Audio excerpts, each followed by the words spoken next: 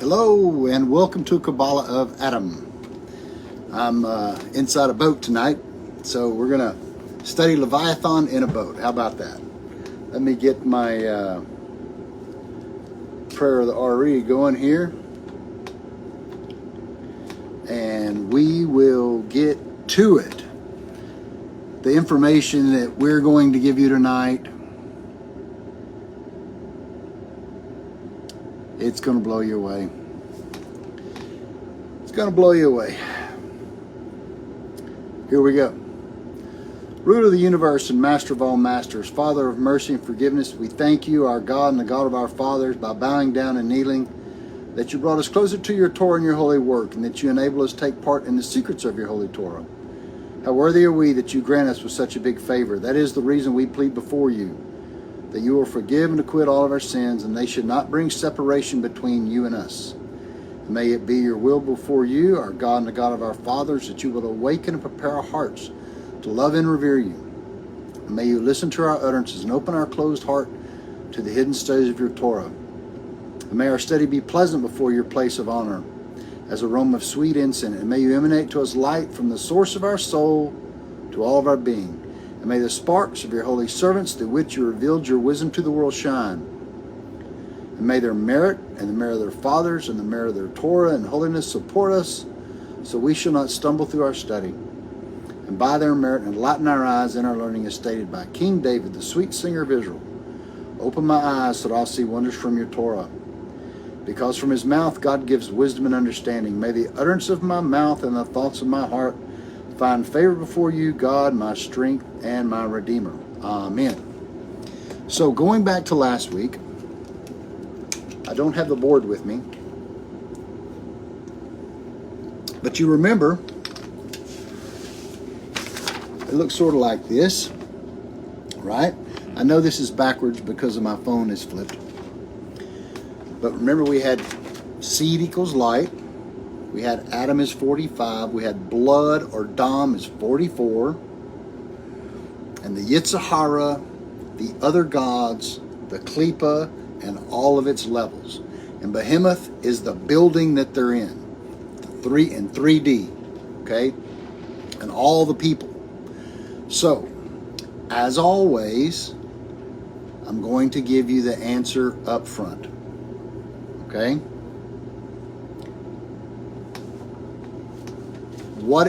So our questions are, what is Leviathan? Who is Leviathan? And how does it pertain to us? This is written in Job, thousands of years ago.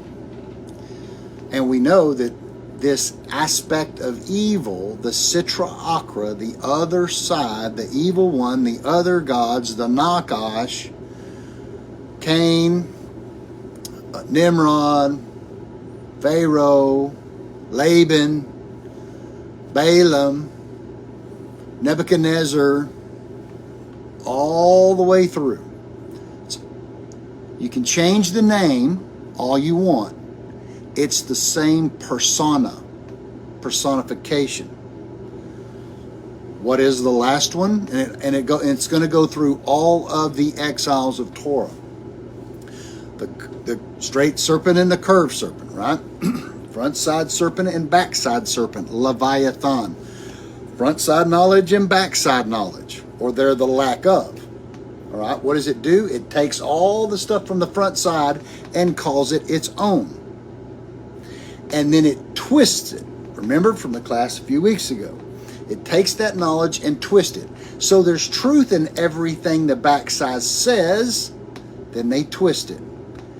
So here is the answer.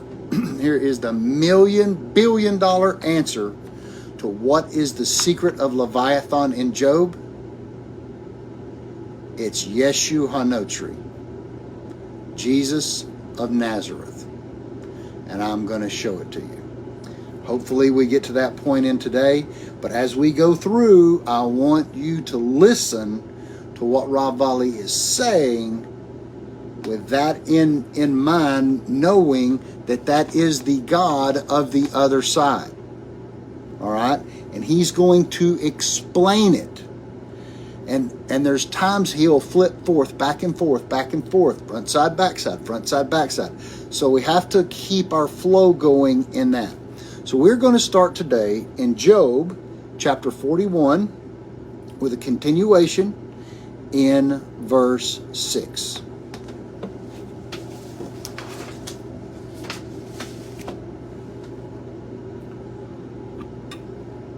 Hold on to your seatbelts, people.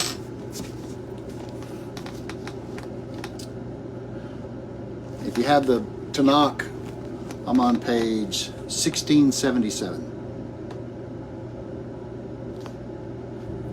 Who can open the portals of his face?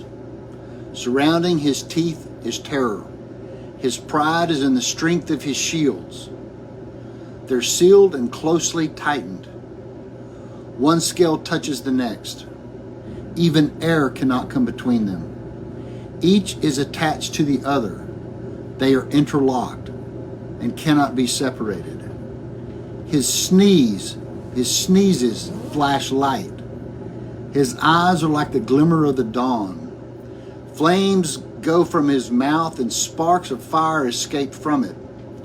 Smoke belches from his nostrils like a seething pot or cauldron.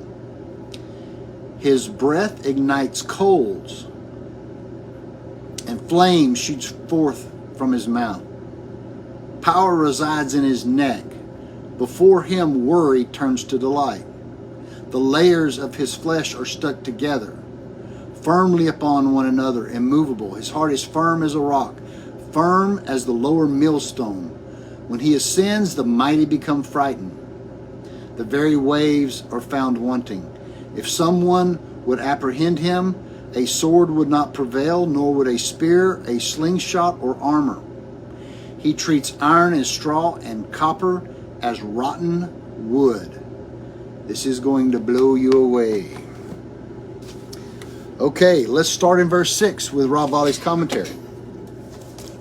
And indeed,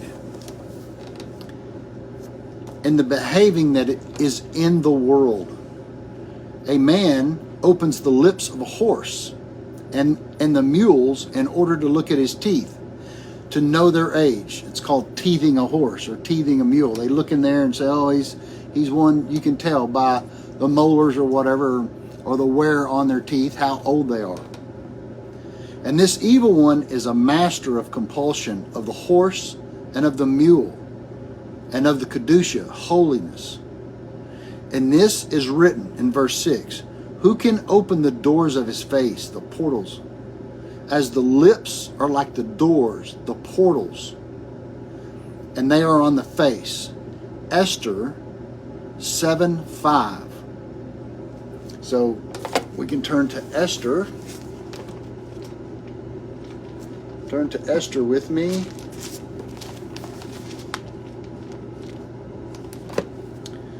Seven 5.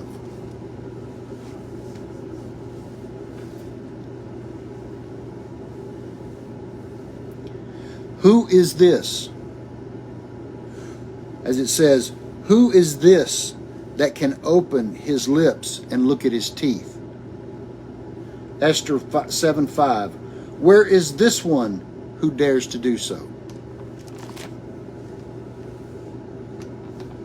As they are the powers of his panemi, the interior, that impose great terror on all that see him, because of their aggression and power and strength for eating and grinding, and destroy all that cause harm and touch them. And this is what is written afterwards. Surrounding his teeth is terror. You ever heard of the Inquisitions? Verse, go back to Job now.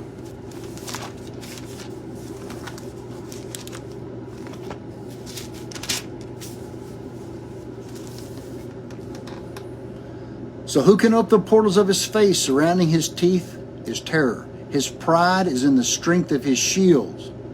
I bet you they're going to put on the armor of God, aren't they?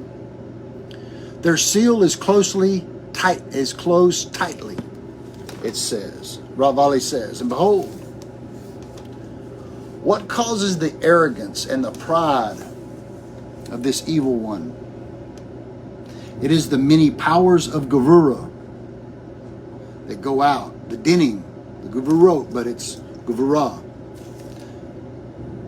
That go out and draw down to him from the side of Kedusha. It's suckling off the front side. In order to suitable or proper for all the time of his success. And this is the secret. In verse 7, his pride is in the strength of his shields or scales, the scales of Leviathan. And through these powers, Havayah, he closes these seals, because the adversary, the enemy, the oppressor, has no fear other than this that can overcome him. And this is what is written: their seal is closed tightly.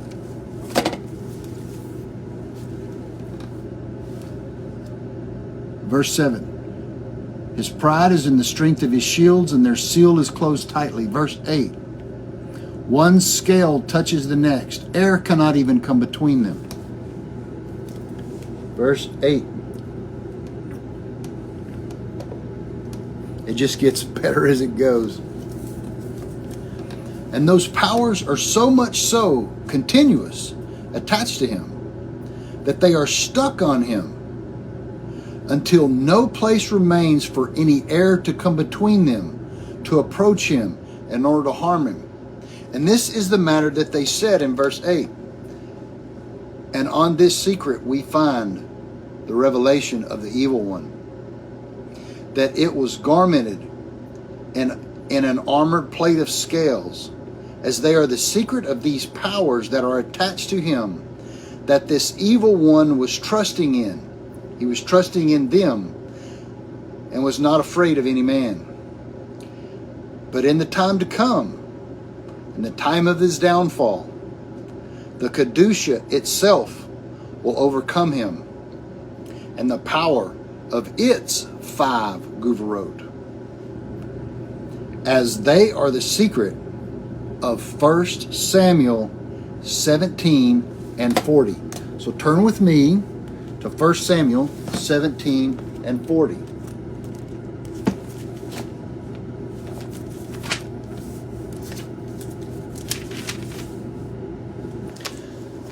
If you have the Tanakh, I'm on page 689.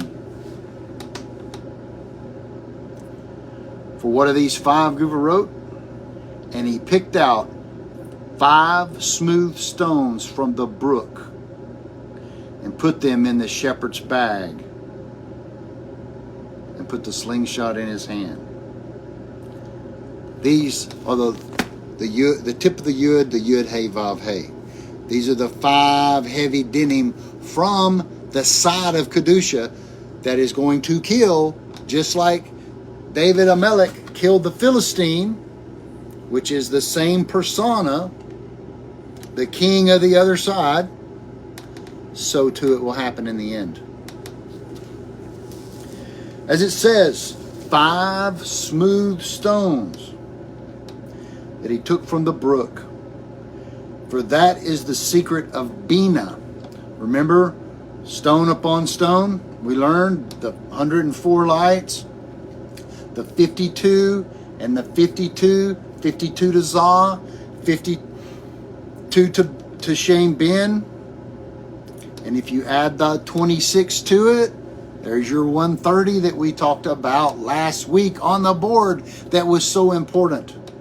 Because if you take the light of Bina and the 5 dinim, and it gives it to Zah and Nook in Bia in the lower levels, and you add the Yud Hey Vav Hey with it, there's your 130. Just as Adam is in the river 130, just as Jacob lived to be 130, so too, that's the power that's going to destroy the king, the Leviathan of the backside. Through through the means of these 5 guvurot that go out from her, and strike him in his forehead, in the place where there are no powers, in the secret that is just said.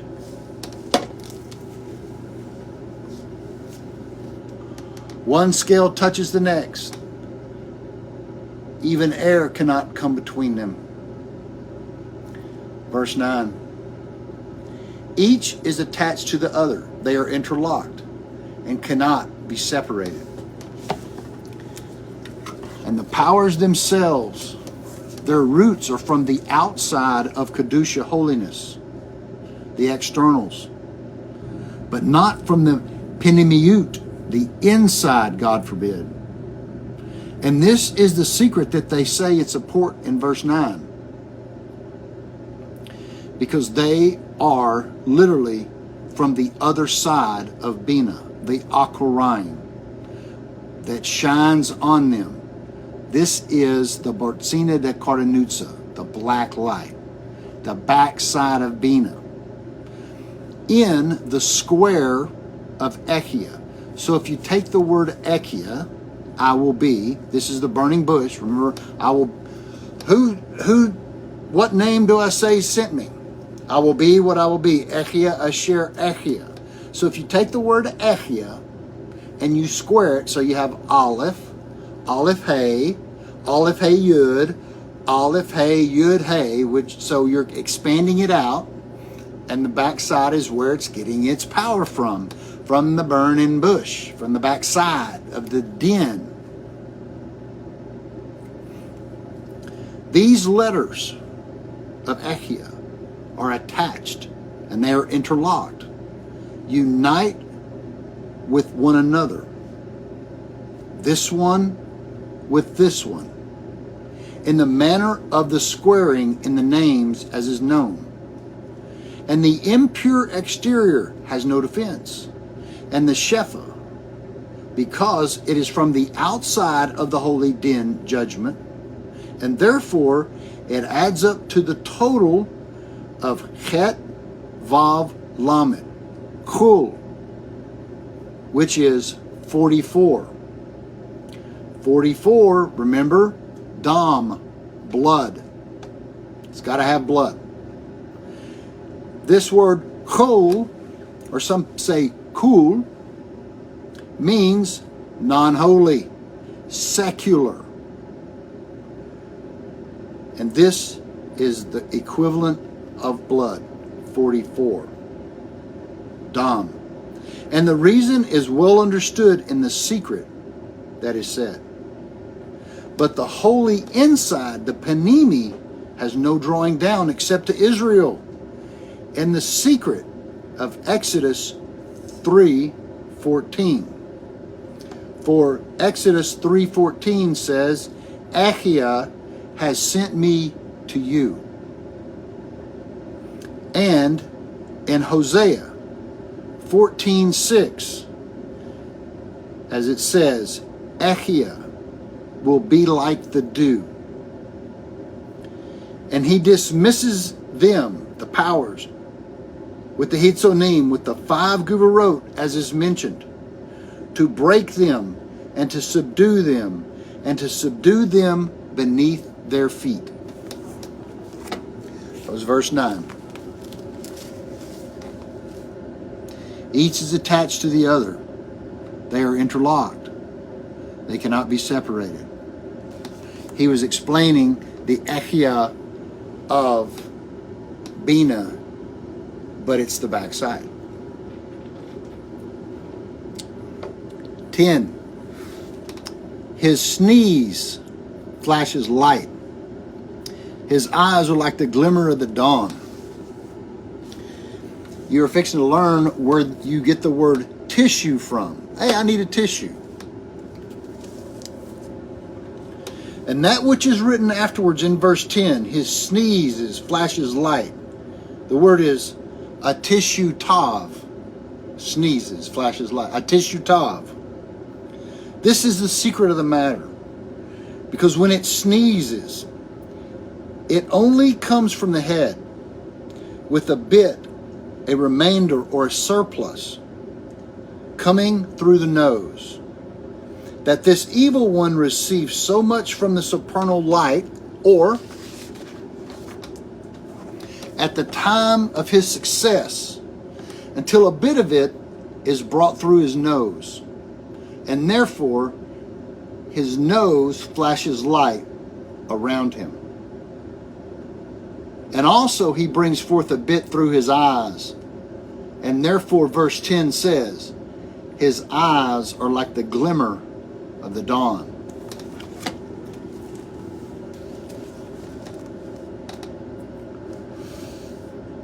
His sneeze flashes light, and the eyes are like the glimmer of the dawn. Verse 11. Flames go forth from his mouth. Sparks escape fire from it. So we're talking Sitra Achra, Satan, Nakash, Yeshua Notri, blah, blah, blah. All one gestalt. All one package. Okay? 11. And indeed, the light that goes out from him through his nose and eyes is very fine, because finely ground comes out of him. But that which comes from him by the way of his mouth is harsh and detestable, so much so until it is in the appearance or form of torches and sparks of fire, as thus is written in verse 11. And this is the reason that everything needs to and compelled to keep themselves a distance from him, because of the harsh and strong, intense guverot that comes out of his mouth. And moreover, that this evil one is so cruel according to his nature, until even the Shefa of Hesed that he receives from the side of Kedusha, even that is turned into harsh din in this ugly vessel. Flames go out from his mouth and sparks of fire escape from it. Verse 12. Smoke belches from his nostrils like seething pot or cauldron. Rav Vali continues. And because fire and flames are blazing, that which is in his head, and smoke comes out through his nostrils, therefore they are called nostrils. Because din and fierce anger come out of them. So there's a piece in Talmud that when a man flares his nose, it's a sign of anger. That's, like a bull. Bull's going to charge. He's snorting out of his nose. The great dragon of the abyss. Because din and fierce anger come out of them. And it is found according to this, that his head is like a seething pot, like the mist of the marshes that rises up.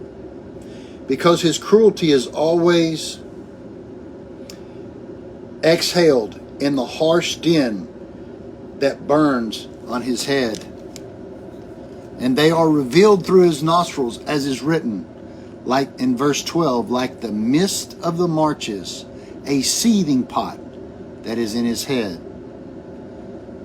Like the mist of the marshes, a steam, a vapor, that is his cruelty. That amplifies the fire of the dinning and fulfills them. An example of the kind of wood that provides for the fire. Like putting kindling on, making the fire burn more. And behold, it is already known that the Sitra Achra has no power from itself, were it not from Kedusha holiness, that strengthens it and gives it power at the time of its success.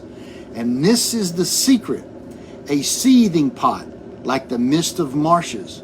That is to say, that it is a seething pot from the side of Kedusha.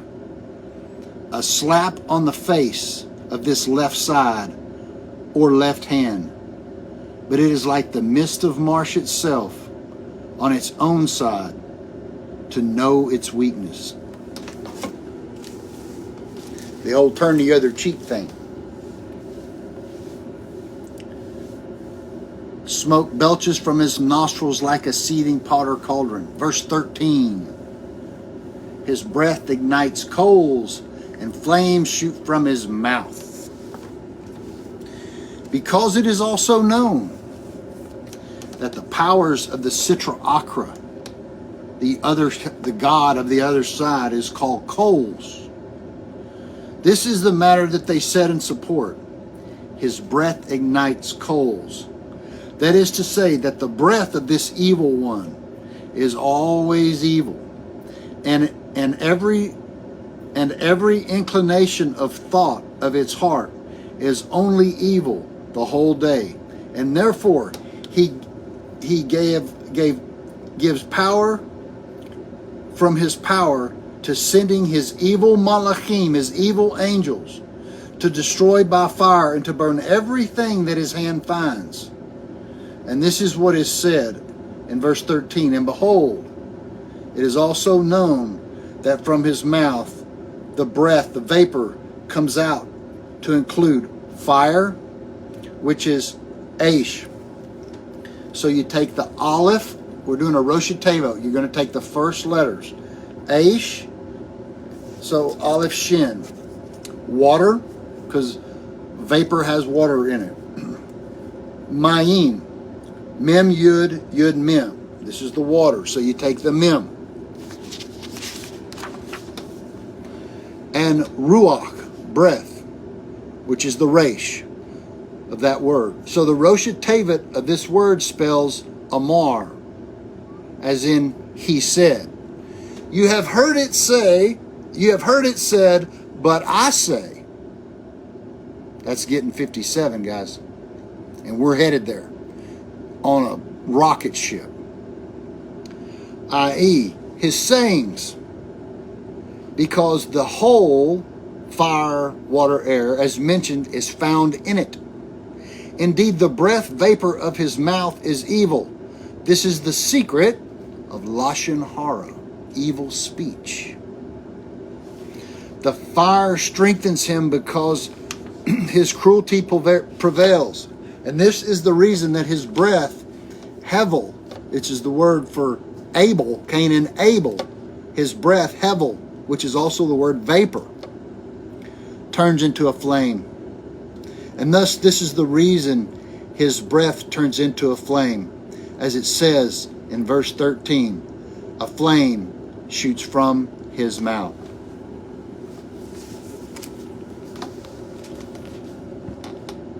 His breath ignites coals and shoots flame from his mouth.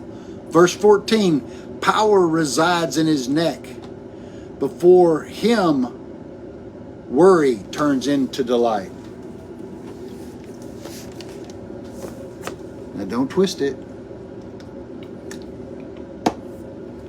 And behold, in the time of this evil one's success, he will be given strength and power that was fitting for Israel. And he will take from them because of the cycles, the feast. He's going to take his own feast. And this causes his pride and his arrogance, that he will go and rise up, erect, vertically upright. Because the strength and power found in his head reaches to the neck. Have you ever heard of the stiff-necked people were evil in the eyes of God? And this is the matter that is said, power resides in the neck. When God was calling them stiff-necked people, he was calling them idolaters. And that which is written afterwards is, before him, worry turns to joy or delight. And the meaning of tzaduts, or tzaduts, rather, joy, delight, is from the language of simcha, or joy. And this is not its complete meaning, because taduts, those are the last two letters. So if you take the tzadi, I'm going to show you real quick on my notes.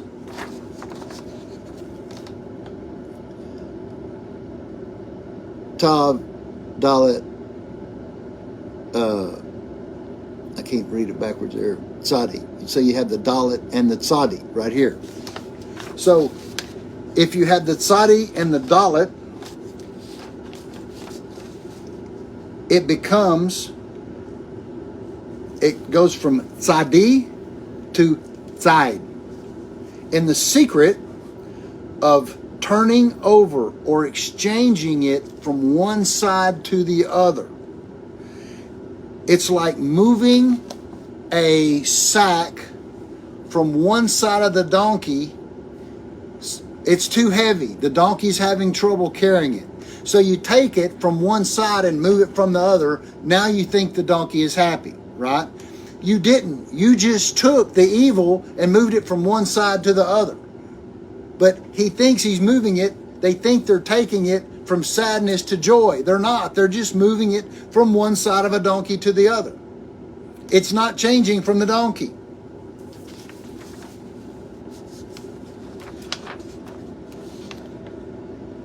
It's like a bank robber. He robs the bank and he gets away with it. He's happy. He knows what he's done is wrong, and now he's happy that he got away with it. It doesn't change the fact that it was wrong. As from one donkey to the other side of the donkey, that is to say, spreading out, or the expansion of the sides and turned, i.e. changed, the tzadi singular. That is to say, the boundary that is limiting on one side only.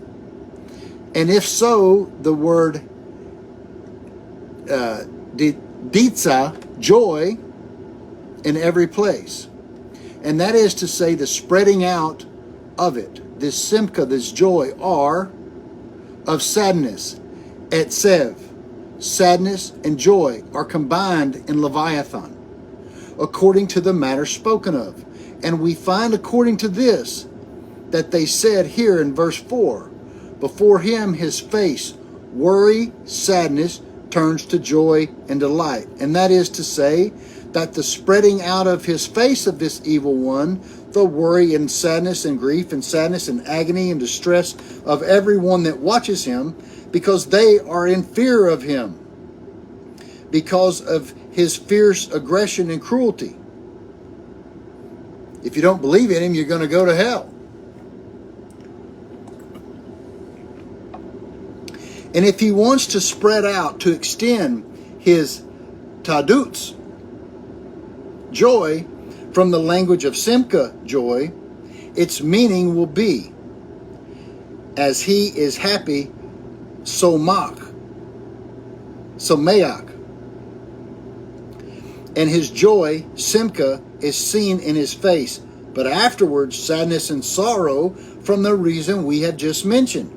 He didn't change it at all, because the joy, simach, and tranquility of the wicked evil ones cause sorrow, grief, and distress, and lamenting and sighing to the tzaddikim, to the righteous of the world. What they see as happiness is pain and suffering to Israel. Because the wicked ones are strengthened by their evil during and amongst their tranquility. And they are happy, yet ge'ul, rejoicing in the turning over of the changing of their evils. Verse 14.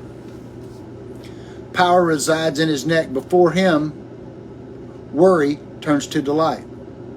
Verse 15. What kind of time are we at, Mom? How much? 6:36. Go ahead and say it. I can't hear you.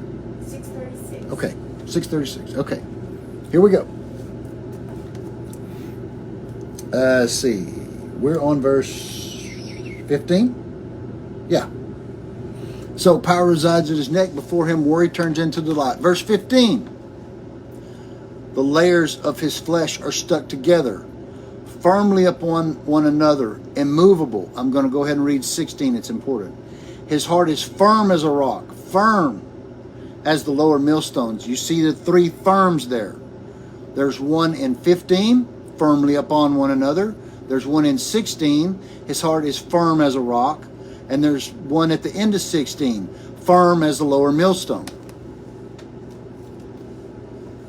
Now, Ravali says, continuing on, and behold, it is already known that the damage, the spoiling of the Hitzonines depends upon their strength, as is said. Psalm 92:10, please turn with me.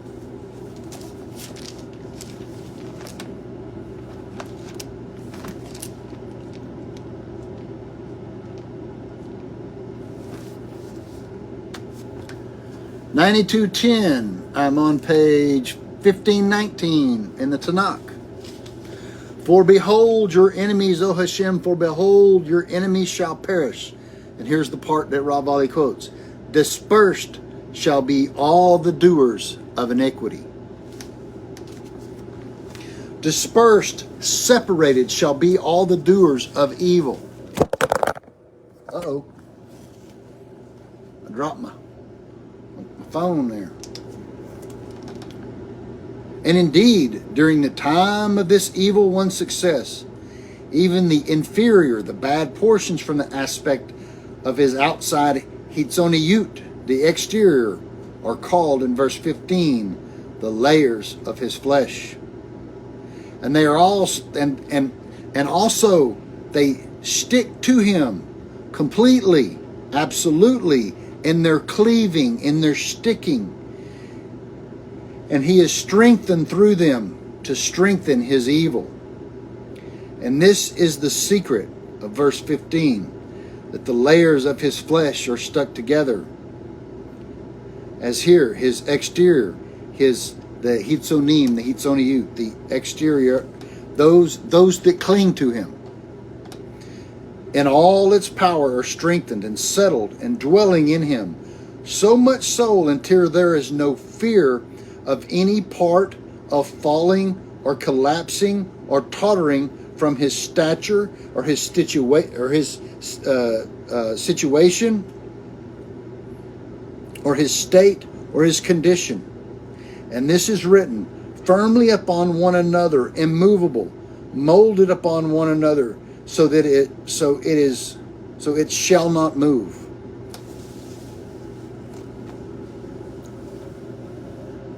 The layers of his flesh are stuck together, firmly upon one another, immovable. His heart is firm as a rock, firm as a lower millstone. And surely, all the more so, his panimiyut, his inside, is firm, strong, powerful. And nothing impresses him because of the strong gevura that is placed inside of his heart at the time of his success and what is written. And his heart is tough as stone, or firm. And his heart is as firm as a rock. And behold, we find the matter 3 times, the word firm, yatsuk. And they are the verse. And the secret of this is at the time of his success, the evil one is calm, peaceful, and at rest, and trust in and depends on all of these 3 aspects, on his neshama, his intellect, his ruach, which is his heart or his emotion, and his nephesh, which is his actions, which is the blood, which is the lower soul of the liver. For Leviticus 17:14 says, and the life force is in the blood of an animal. Therefore, it is said at the beginning of verse 15, this is the first one, yatsuk, upon one another, that it is opposite his neshama, as it is in the moach, or the mohin, the brain, in the highest place. And after that, it is said, his heart is yatsuk, firm, opposite the ruach that dwells in the place that is in the middle. And at the end, lastly, it says, Yatsuk, firm as a lower millstone. That is the opposite of his nephesh, that dwells in the liver, in the lowest place. His heart is firm as a rock. 16. His heart is firm as a rock, firm as a lower millstone. Of course, the other firm is in verse 15. That's the neshama, the ruach, and the nephesh of the backside. It does not have a chaya or a yachida. Verse 17. When he ascends, the mighty becomes frightened. The very waves are found wanting.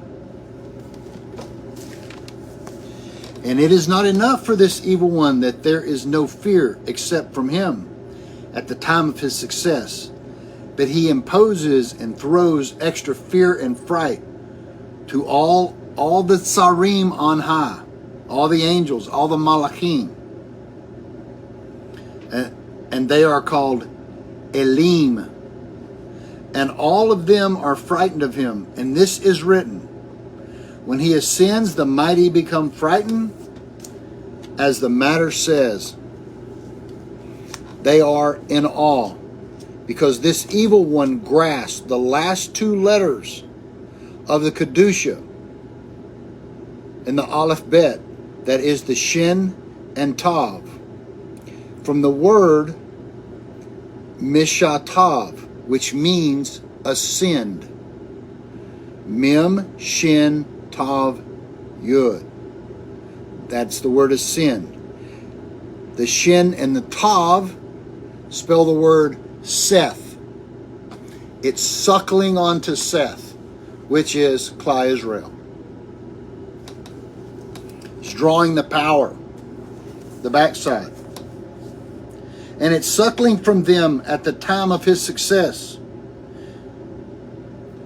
and is strengthened through them to direct his anger and his wrath and great rage with cruelty, from which all the high tsarim flee from it, and they flee from the subject to, i.e., serve the holy Guvarot, and to be broken through it. This is the secret of the breakers, the holy Guvarot, because they are purified and they are cleansed in the holy Guvarot.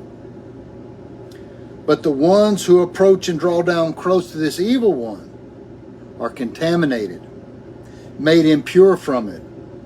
And this is the secret, as is said, the very waves are found wanting, which is lacking.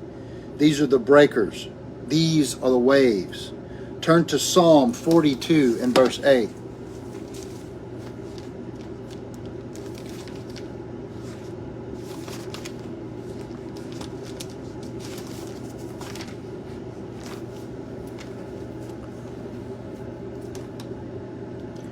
The word for watery deep is the abyss, which we covered a couple weeks ago. A place of the Sitra Akra, death, right? Watery deep calls out to watery deep, to the roar of your watered channels. All your breakers and all your waves have swept over me.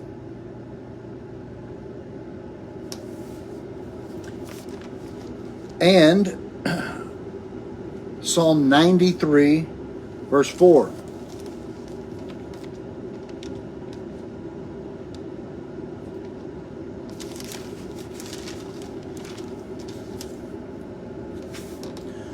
More than roars of many waters, mightier than the waves of the sea. And it goes on to say, you are mighty on high, Hashem. He's more than that. Okay. Let's see.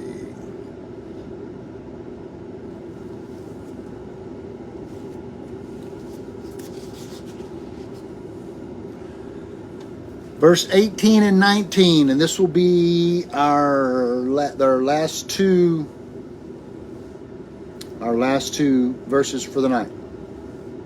Verse 18 and 19, Ravali does them together. If someone would apprehend him, a sword would not prevail, nor would a spear or a slingshot or armor. He treats iron as straw and copper as rotten wood.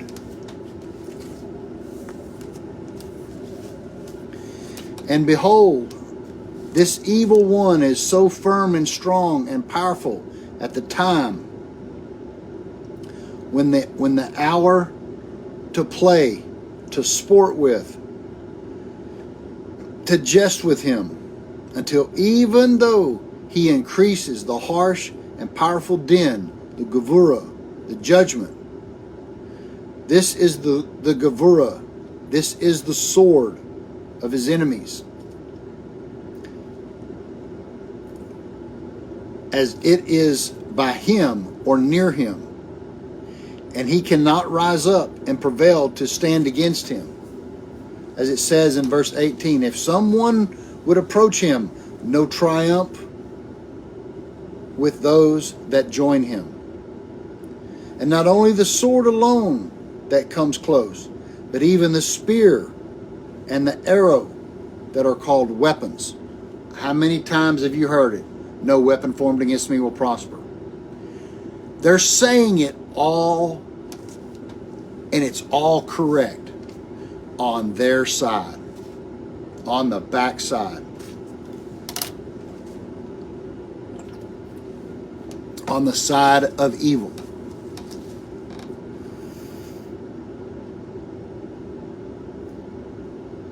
It also means to travel, the word, weapons, or it's called masa. Because they travel from a distance.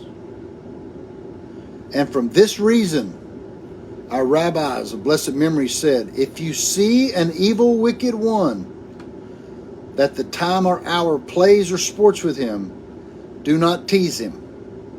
And the matter is this, because at the time of his success, also, the Kedusha itself denounces him.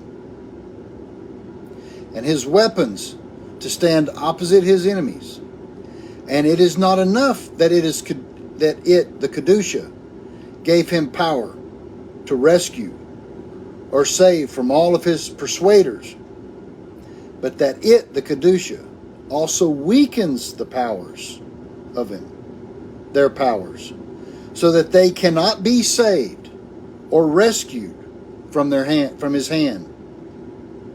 And the shields, i.e. the protectors, cannot protect them from their javelins and do not strengthen. Okay, this is the last one. I dropped my phone again. And this is what is written in verse 18. A sword would not prevail, nor a spear, a javelin, a slingshot, or armor. Because at the time of his success, at the rest of the Gevurot are aroused against him, opposite him, weakening, and thought of, considered as, straw, stubble, opposite his powerful strength. And it is written, he treats iron like straw. As this is a notricon, it means every letter of the word means something. From the 4 Nukvim females in Asiya, which are Bilhah, Zilpah, Rachel, and Leah. If you take the first letters of these 4 women's names, it spells Barzel, which is iron. Because it says, he treats iron like straw.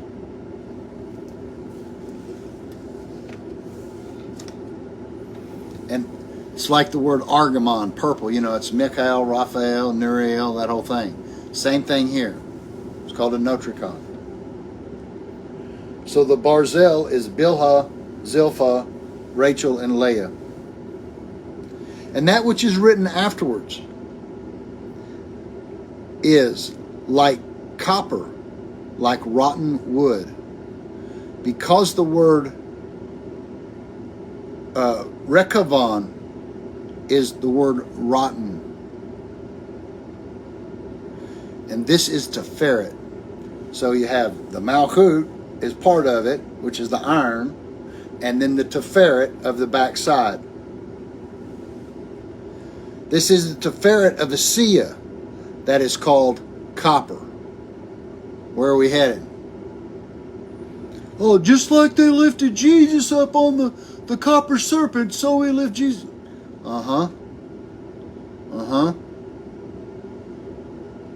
Israel, you know why the snakes are biting you? Because you're committing idolatry. Look beyond it. Because the Nakash, the serpent, would be harmed on the front side for the sake of the backside. For most in rank and foremost in power is the backside. What does Genesis 49:3 say?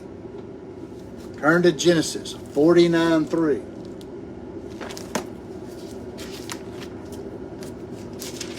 For those of you who have watched our Jesus class, you're going to be all over this. Reuben, you are my firstborn, my strength, my initial vigor, foremost in rank and foremost in power. He was the one that exchanged the Shekhinah for his mom. He changed the beds for the front side and the back side. It's called foremost in rank and foremost in power. Yeter Sa'et Vayeter Oz. If you take the first letters of Yeter Sa'et Vayeter Oz, it spells Yeshua.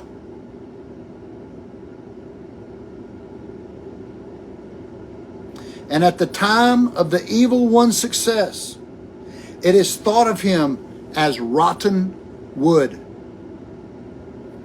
Cursed is the one who hangs on the tree. Deuteronomy 21:22-23. As if it was from his side, rotten wood, mamish. Literally. That adds up to the word nakash, 358. Because the word rekavan, rotten wood, is 358. As this is the secret of the tree of death, whose root is in the wood of the cross of Yeshu Hanotri, who was hung. And it is the wood that is rotting, mamish. In the syllables of Avon, evil, it teaches about the superlative, because Yeshu Hanotri in the subject under discussion is always boiling in the waste, in the excrement, in the filth. And therefore, the Revakan, the rotting, rules over him and has dominion over him. And it is said about him in Proverbs 10:7. The name of the wicked will rot. So turn to Proverbs 10:7.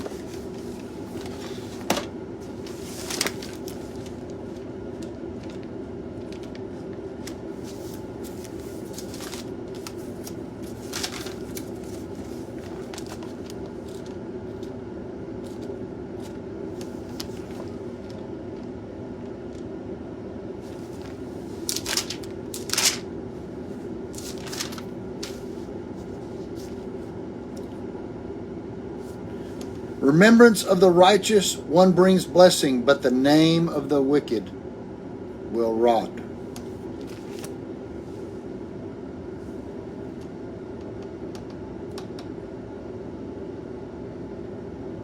And if someone would apprehend him, a sword would not prevail, nor spear, nor slingshot,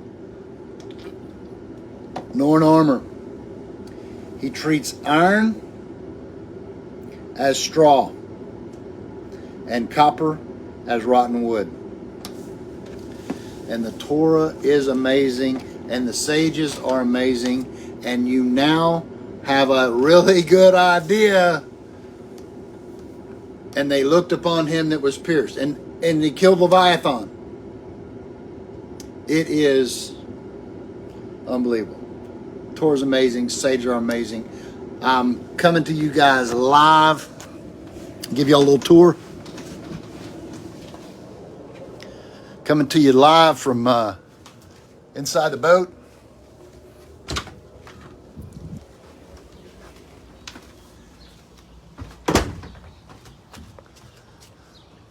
Orange Beach, Alabama. Pretty cool. Next week's Shavuot, so we probably won't have class. So that's why I wanted to get in a big one this week. You'll